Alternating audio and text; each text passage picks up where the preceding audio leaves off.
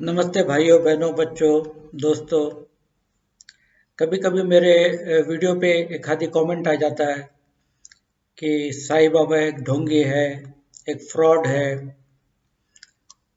और कुछ लोगों ने ऐसे वीडियो भी बनाए हैं कह के कि भाई साईं बाबा एक ढोंगी है, फ्रॉड है। मेरा सवाल ये एक ही है। आप इमेजिन कीजिए 100-150 साल पहले एक फकीर दूसरों से भिक्षा मांगते हुए, खाना खाने वाला, गंदे कपड़े पहने हुए, एक टूटी फूटी मस्जिद में रहने वाला, और जो बात बात पे कहे कि अल्लाह मालिक, सबका मालिक एक। वैसे फकीर को उस जमाने के कट्टर ब्राह्मण लोग उसको अपना गुरु मानने लगे, उनके पांव पे गिरने लगे, उनके चरण धोने लगे, उनकी आरती उतारने लगे, उनकी पूजा करने लगे। ऐसा क्यों? क्या कोई भी कट्टर, आपको मालूम है कि कितने कट्टर हो सकते हैं हम हिंदू, मुसलमान, क्रिश्चियन लोग, कि अपने धर्म के बाहर के लोगों की हम कभी एक्सेप्ट भी नहीं कर सकते। बट ऐसे कट्टर ब्राह्मणों ने उनको एक ईश्वर का रूप दिया। उनके जीते जी उनकी पूजा करी, उनके मरने के बाद साईं बाबा को अपने मंदिर में स्थान दिया, और वो भी अपने भगवानों के साथ, राम, कृष्ण, गणपति, शिव, उनके साथ साईं बाबा को जगह दी। ऐसा क्यों?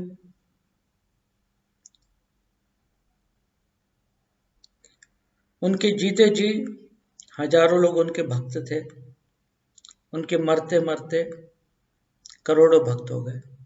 ऐसा क्यों?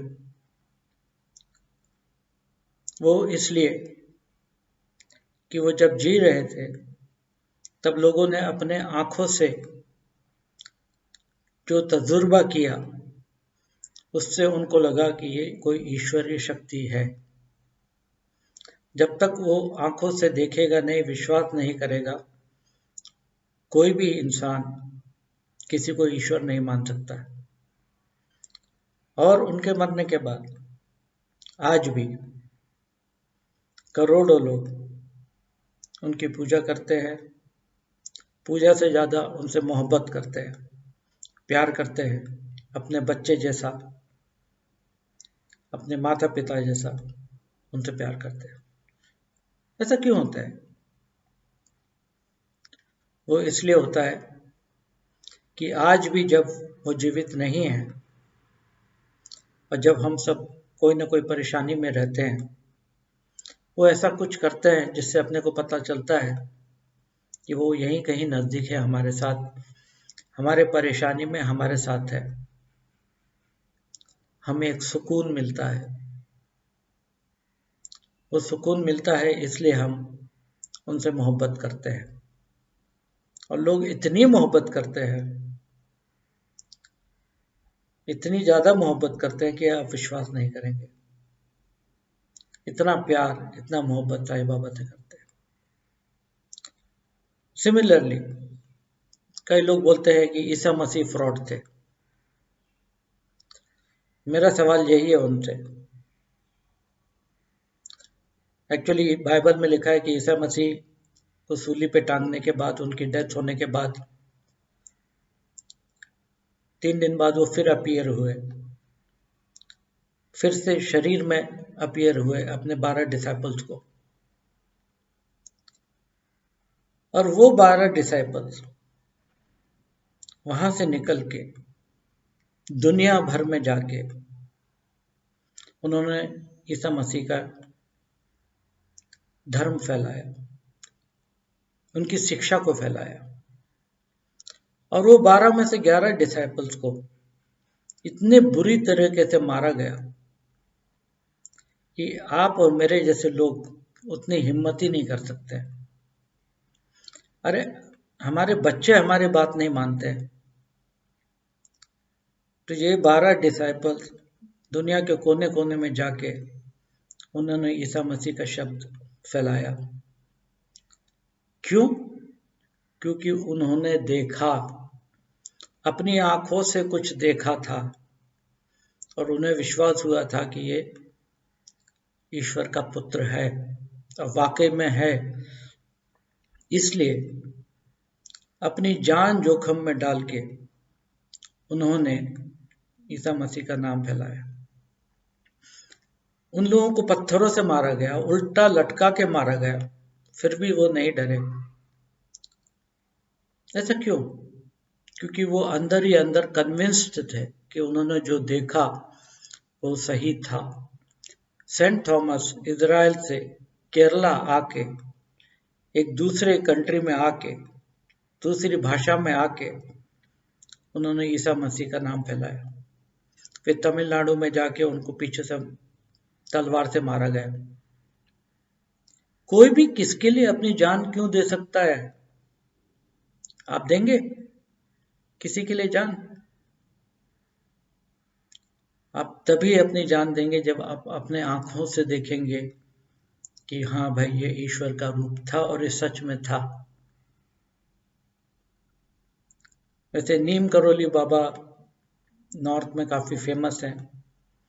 उनको मिलने के लिए मार्क जुकरबर्ग और स्टीव जॉब्स, दुनिया के सबसे अमीर लोग, आके उनसे आशीर्वाद लेके गए। एक फेसबुक का मालिक, एक एप्पल कंप्यूटर्स का मालिक। क्यों? क्योंकि उन्हें उनके पास जाके सुकून मिला और उन्होंने कुछ महसूस किया। कोई भी किसी के पांव पे ऐसे नहीं गिर जाता है। भाइयों बहनों, इतने गुरु आए हैं, सब एक स्रोत से आए हैं, वो ईश्वर परमात्मा से आए हैं। ये सब हर गुरु को एक अलग अलग रोल दिया गया था और दिया गया है, और वो अपना काम अभी भी कर रहे हैं। कबीर जी को कविता लिखने का काम दिया था, रहीम जी को दोहे लिखने के काम दिए थे, ईसा मसीह को चमत्कार दिखाने का और प्रेम का संदेश फैलाने का काम दिया था। वैसे बुद्ध जी को अलग काम था, साईं बाबा को अलग काम था। मेरे को लोग सवाल पूछते हैं हम किसको फॉलो करें? इसका जवाब आपके दिल में है, और ये जवाब ये है कि जहां आपके दिल को और मन को सुकून मिले, जिसके साथ आपके दिल को और मन को सुकून मिले, उसको आप फॉलो कीजिए। कोई भी कुछ भी बोलेगा, कई जगह आप जाते हैं आपको सुकून नहीं मिलता, कई जगह आपको सुकून मिलता है। किसी को चर्च में सुकून मिलता है, किसी को साईं बाबा के पास सुकून मिलता है, किसी को नानक जी के पास सुकून मिलता है।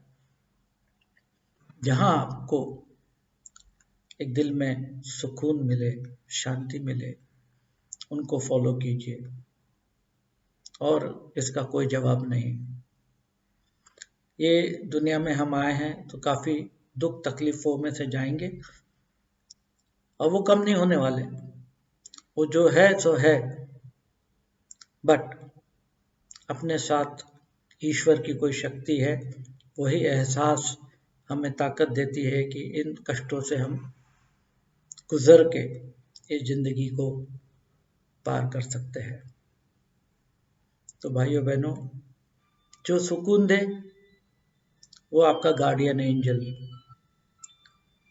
आप उनका पल्लू पकड़ के इस संसार को क्रॉस कर लीजिए। इतना ही बोलता हूँ। जितने ये महान आत्माएं आए हैं, ये फ्रॉड नहीं है, ये झूठे नहीं हैं। उनके लिए कोई भी ऐसे ही जान नहीं देता है। बहुत बहुत धन्यवाद आप सबको। परमात्मा आपको खुश रखे, महफूज रखे, और हंसी खुशी से आपकी इस जिंदगी को गुजार दे। जय साईं राम।